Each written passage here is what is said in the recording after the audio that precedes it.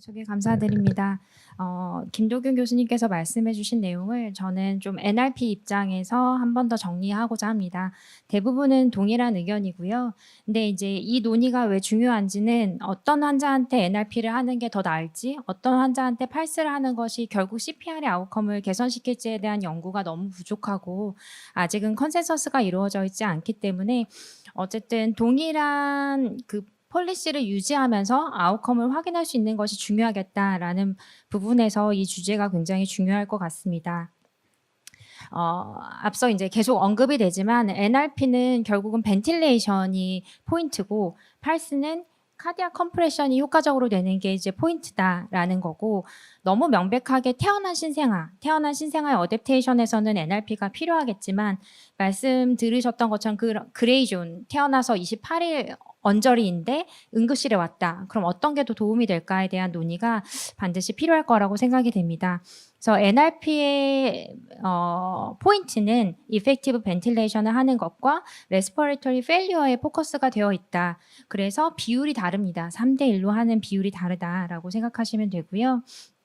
가이드라인을 잠깐 살펴보시면 앞서 허주성 교수님께서 말씀해 주신 NRP 가이드라인인데 결국은 가이드라인 자체는 분만장에서 태어난 신생아의 아웃컴을 개선시키는 거기 때문에 앱버스가 메인이고 이미 산전부터 또 카운슬링도 되고 앞서 계속 말씀해 주셨던 코드 매니지먼트도 이미 플로우에 들어가 있습니다. 그리고 출생 후 1분이 골든타임으로 이제 정해져 있는 건데 이 아이들 이외에 집에서 분만한 아이는 어떻게 할 거냐? 집에서 분만한 아이나 또 NICU에서 오랫동안 치료를 받은 아이는 어떻게 할 건지에 대해서는 조금 논의가 필요합니다. 근데 ERC 가이드라인에서는 이 부분을 언급을 하고 있는데요.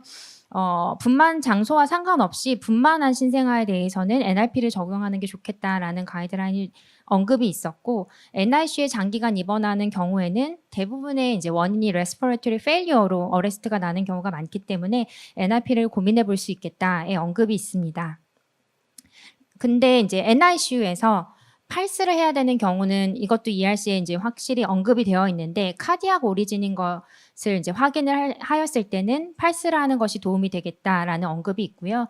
특히나 이제 컨제니탈 하트 디지즈로 수술한 이후에 어레스트가 났다든지 아니면 아리드미아가 있는 경우 그리고 레스퍼레토리 원인이 아닌 경우라면 이제 적극적으로 체스트 컴프레션 하는 것이 포커스가 되어야 하기 때문에 팔스를 고민해 볼 수 있겠습니다.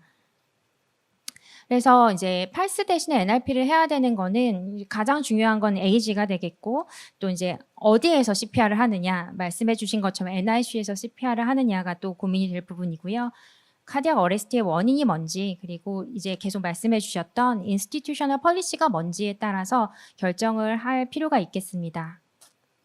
에이지는 뭐 논의의 여지가 없는 건 태어난 신생아이고 앞서 말씀드린 것처럼 홈 딜리버리를 한 경우라면 되게 이제 응급실로 먼저 내원을 할 텐데 뒤에 잠깐 말씀드리겠지만 응급실에 내원해서 NRP에 전혀 익숙한 사람이 없다면 당연히 팔스가 우선이 되어야겠지만 이제 NRP를 할 수 있는 사람이 온다면 NRP로 스위칭을 하는 것이 이펙티브 벤틸레이션을 도우면서 어댑테이션을 도와줄 수 있기 때문에 태어난 신생아라면 NRP를 우선적으로 고려를 해주시는 게 중요하겠고 또 하나 고려해야 될 상황은 이제 프리텀인데 프리텀은 태어나서 한 달이라고 이제 만사가 한 달과 똑같지가 않거든요. 그래서 뭐 24주 아이는 3개월이 지나도 이제 40주가 갓 될까 말까 한 아이들이기 때문에 그 아이들을 똑같이 팔스를 적용하는 게 맞을까에 대한 고민이 좀 필요합니다.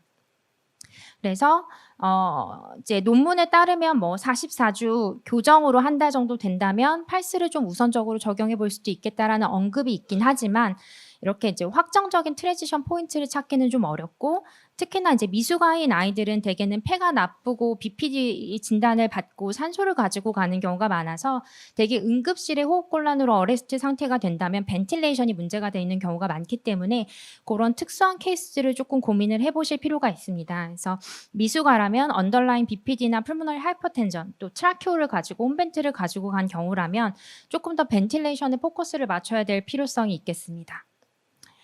두 번째는 앞서 말씀해 주신 것처럼 어디서 이제 CPR을 하느냐인데 ERM은 대부분은 이제 소아응급실은 팔스가 훨씬 이제 퍼밀리어한 이제 메소드가 될 것이고 NICU는 NRP가 훨씬 퍼밀리어하기 때문에 익숙한 CPR을 먼저 시행하는 것이 필요하겠는데요.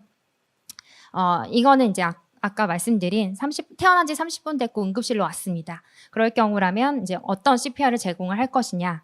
또 하나는 NICU에 있던 애가 전원을 가는 상황에서 앰뷸런스에서 산소만 가지고 움직이다가 갑자기 어레스트가 났습니다. 이때는 뭘 적용할 것이냐. 이런 부분에 대해서 이제 고민할 필요가 있겠습니다. 이 두 가지 경우 다 사실은 이제 벤틸레이션이 메인이 되는 경우이기 때문에 이니셜리 어베일러블한 CPR을 먼저 제공을 하되 그 다음에 이제 NRP로 전환이 가능한 NRP 프로바이더가 있다면 NRP로 전환을 해서 이펙티브 벤틸레이션을 하고 체온을 유지시켜주고 O2 톡시시티를 좀 조절해 주는 것이 아이의 아웃컴에는 조금 더 도움이 되지 않을까 생각이 됩니다. 그리고 이제 마찬가지로 NICU에서도 꼭 NRP만 할 게 아니라 앞서 말씀드린 것처럼 카디악 오리지니 CPR, 특히나 이제 일렉트로라이트 임밸런스 때문에 하이퍼칼레미아로 아리드미아가 떴다라고 하면 사실 벤틸레이션이 메인이 아니기 때문에 그런 특수한 케이스들에 맞춰서 어떤 CPR을 할 건지를 좀 정하는 것이 필요하겠고요.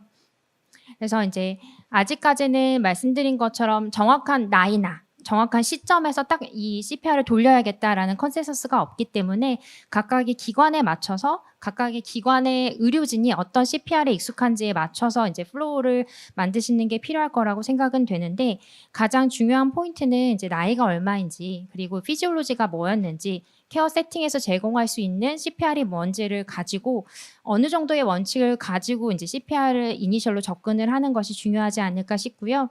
이건 제가 이제 대략 만든 플로우인데 리서스테이션이 필요하다고 했을 때 한 달 미만인 경우나 이제 교정으로 44주 미만인 경우라면 대개의 원인은 호흡 부전이 메인이기 때문에 NRP를 조금 더 이제 포커스로 해볼 수 있겠다는 거고 NICU에서 퇴원한 신생아이거나 어쨌든 응급실이나 병동에서 CPR을 한다면 이 프로바이더가 친숙한 CPR이 팔스이기 때문에 이니셜리 팔스를 했다가 이티올로지에 맞춰서 CPR을 전환을 하는 것이 어떨까 생각해 봤습니다.